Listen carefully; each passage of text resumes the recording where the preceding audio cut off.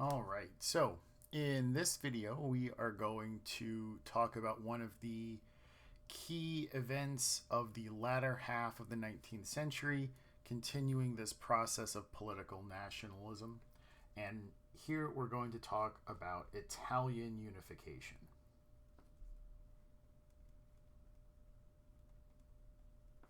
So, Italian unification is a long process. So, this is a process that kind of sort of starts.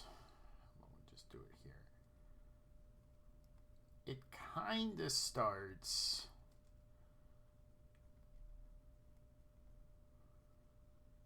with Napoleon as he reorganized a lot of Central Europe.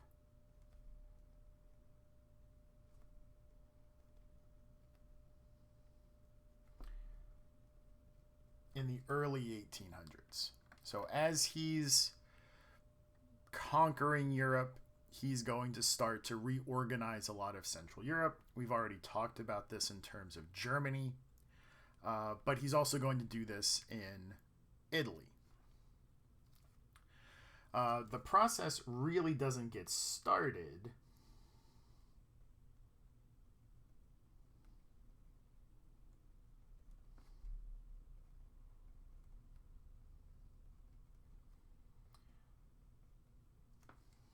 until 1848. And Italy was one of the main battlegrounds of the revolutions of 1848. We just didn't talk about it in terms of 1848, but now we can bring it up a little bit and kind of put Italy into the context of 1848 as well.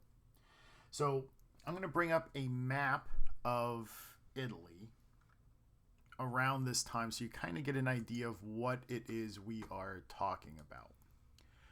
So this is Italy in 1860-ish. And we are looking at this area here. This area kind of in this kind of aqua color. This is the kingdom of Piedmont Sardinia. So this is Piedmont. This island here is called Sardinia. This is Corsica. This belongs to France. This is where Napoleon was born, by the way. But we're talking about this kind of aqua-colored part of Italy. So Piedmont, Sardinia. So Piedmont, Sardinia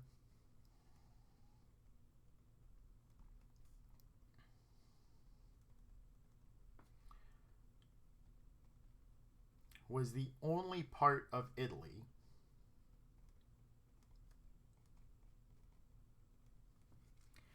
that wasn't controlled by the Austrians.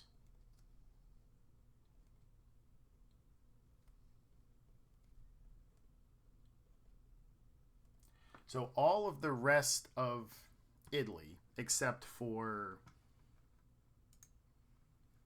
this area in kind of this dark orange color, this belongs to the Pope. But all the rest of it, except for this and this, belongs to the Austrians. So or the Pope. And in the midst of 1848, the king of Piedmont Sardinia, his name was Charles Albert, attempted to unify Italy and kick out the Austrians.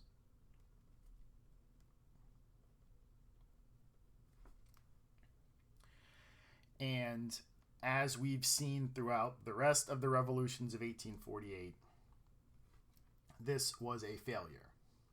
There was some initial success, but the Austrians, aided by the Prussians and the Russians,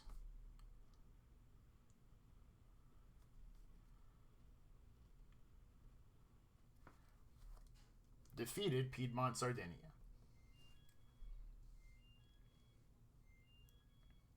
And Charles Albert was forced to resign.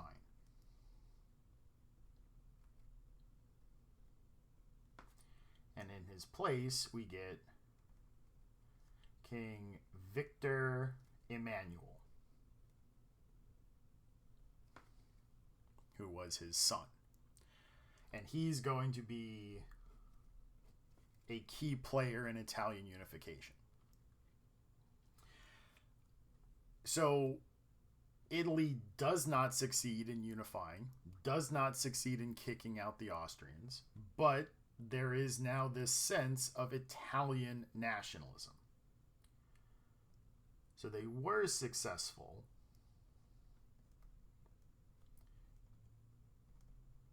in fostering the idea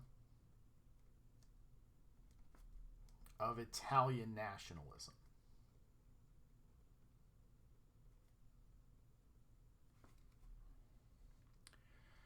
And for a while, Italian nationalism kind of goes into hibernation.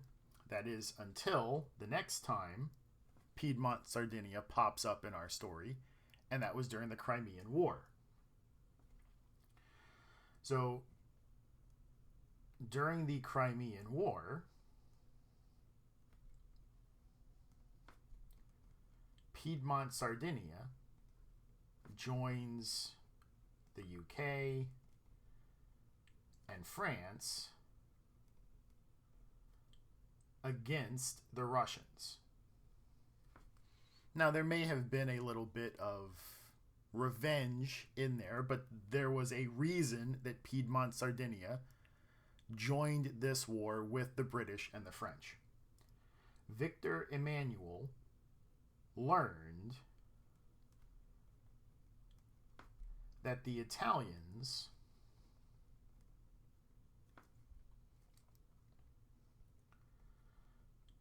could not defeat the Austrians on their own. And they needed the help of another great power.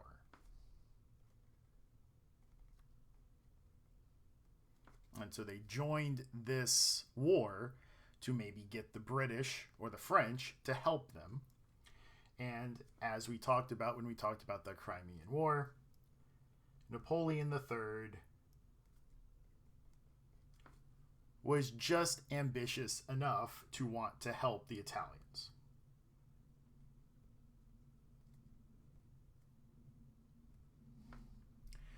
Now, his help was limited. He agreed to help if certain conditions were met. France would defend Piedmont Sardinia if Austria invaded. And so they come to this arrangement in 1856. So now the trap has been set for the Austrians. Now Victor Emmanuel just needs to spring the trap. So before we move forward, this is the necessary background for understanding what's going to happen in Italian unification. And once it starts to happen, it happens pretty fast. Before we move on to the actual events of Italian unification, let's do a little bit of definitions and a cast of characters. And in our next video, we'll go over the actual events of Italian unification. So let's do a little bit of housekeeping before we actually get into the events. So first, let's define a very important term.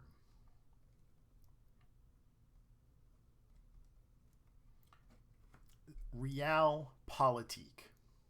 You might see it as two words, one word, but the term is realpolitik. Realpolitik is a sort of political ideology.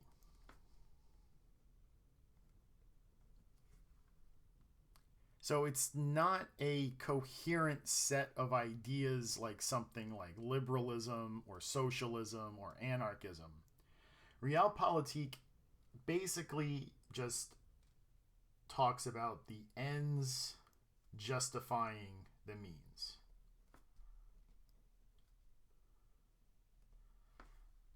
Basically, what Realpolitik argues is that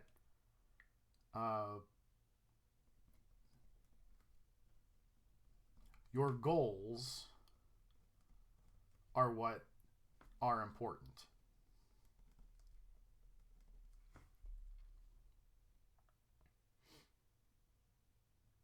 It's a realistic or pragmatic view of politics. So we all understand the world in which we live, and we're going to use the circumstances we find ourselves in to get what we want. So as we talk about people who follow Realpolitik,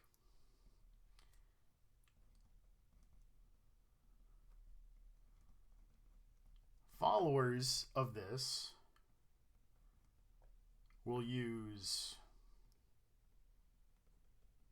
conservative ideas, liberal ideas, socialist ideas to get the job done.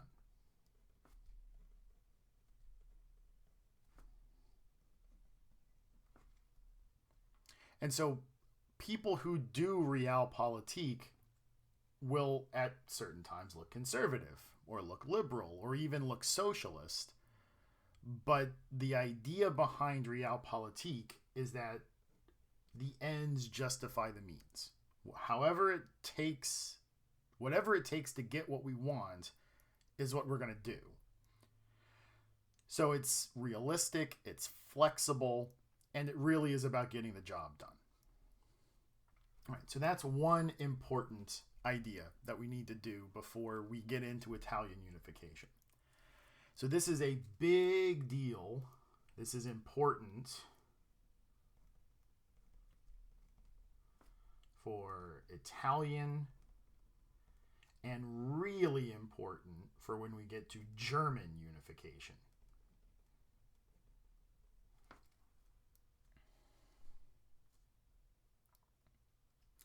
All right, the last thing we'll do here is kind of do a cast of characters. And in our next video, we'll put all of these people into motion and actually put Italy together.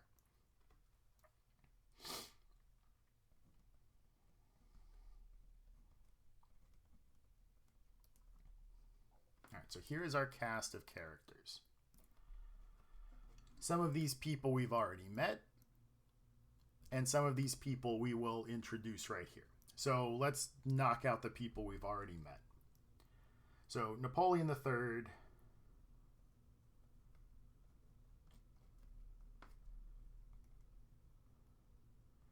Emperor of France, and protector / inheritor of Napoleon I's legacy. So a lot of that is going to play into this too. So keep in mind that he's got this mindset that he has to protect and expand upon Napoleon's legacy. All right, next guy.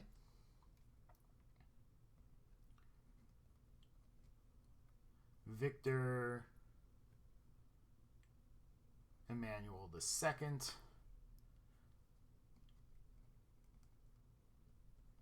King of Piedmont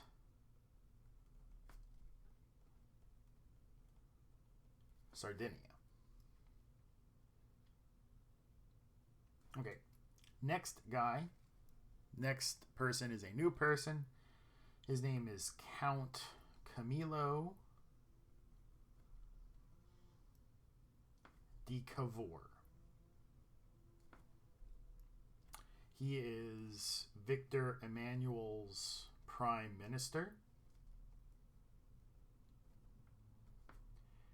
a master of realpolitik, and really the architect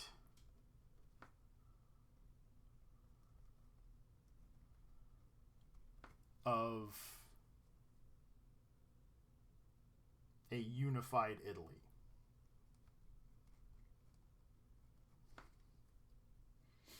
So what we get out of the end of this is what he wants. So he's going to be the puppet master here.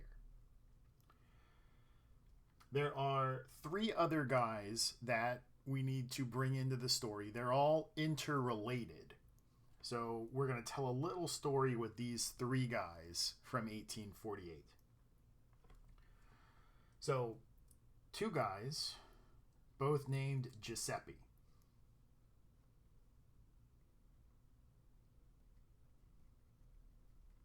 Giuseppe Mazzini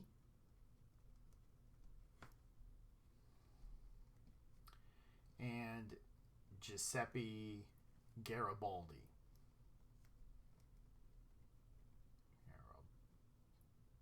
Nope.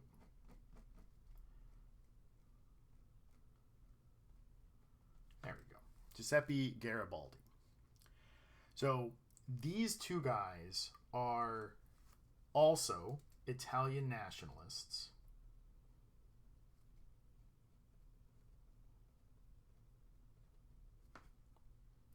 But these guys are Republicans.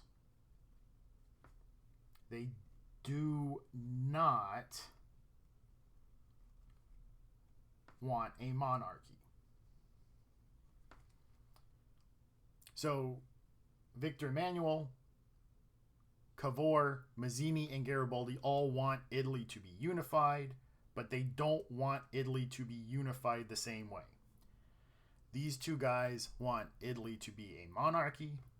These 2 guys want Italy to be a republic with no monarch. Back in 1848, these guys were doing their own thing while Victor Emmanuel was fighting the Austrians. Not Victor Emmanuel, Charles Albert. Well, I guess Victor was helping too. But while Victor Emmanuel and his dad were fighting the Austrians, the 2 Giuseppes were doing their own thing in 1848. They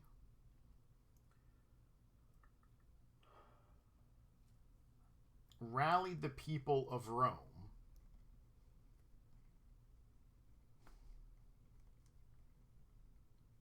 So just to give you an idea of where we're talking about again, this is where Piedmont is, and they're fighting the Austrians. Garibaldi and Mazzini, meanwhile, are down here in Rome, kind of doing the same thing, except instead of fighting the Austrians, they're getting the people to fight against the Pope. So they rallied the people of Rome against the Pope, kind of in his capacity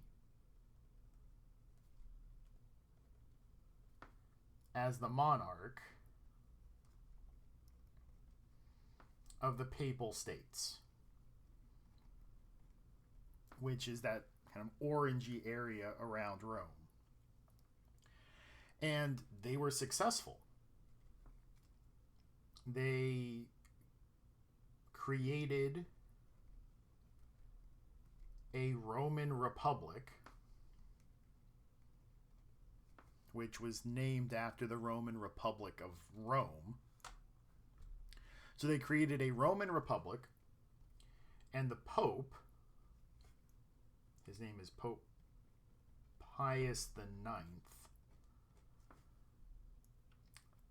fled.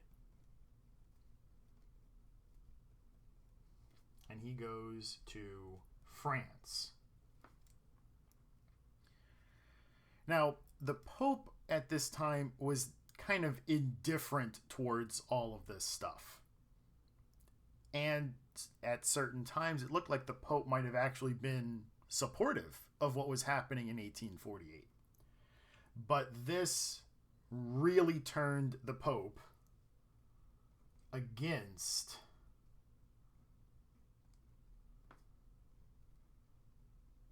all of this stuff about nationalism and liberal revolution. So he now is a big time conservative.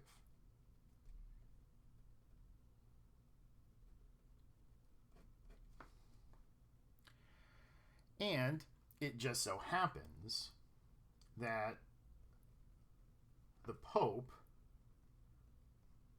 is still Pius the Ninth,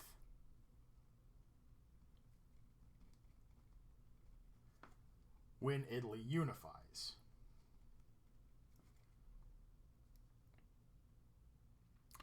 Now, just a little bit of background about Mazzini and Garibaldi, because obviously the Roman Republic doesn't survive.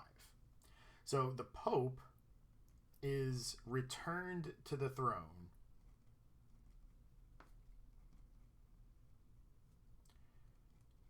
in 1849 by the French. And the French will keep troops in Rome to protect the Pope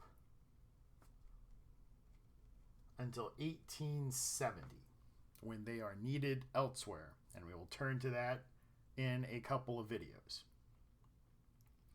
So the French kick Mazzini and Garibaldi out of Rome. Mazzini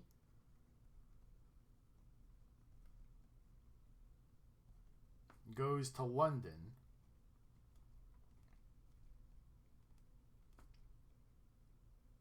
to raise money and continue organizing. And he's going to create an organization called Young Italy.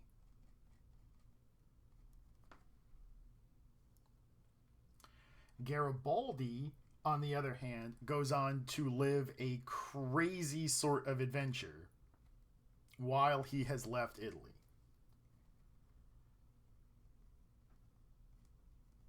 Garibaldi leaves Europe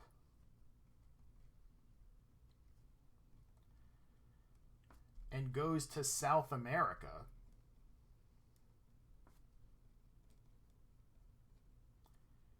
and fights in a bunch of wars there.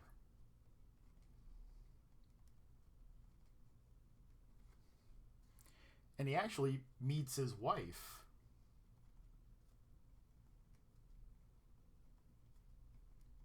in South America while he's fighting these wars.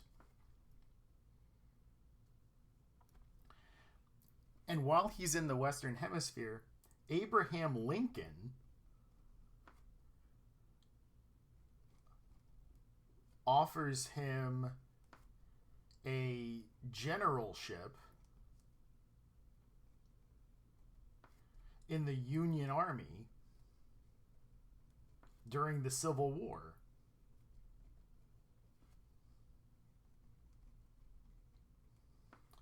And Garibaldi turns him down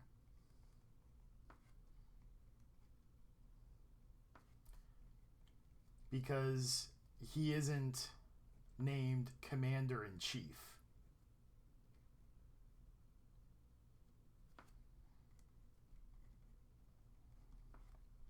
So this happens in 1860.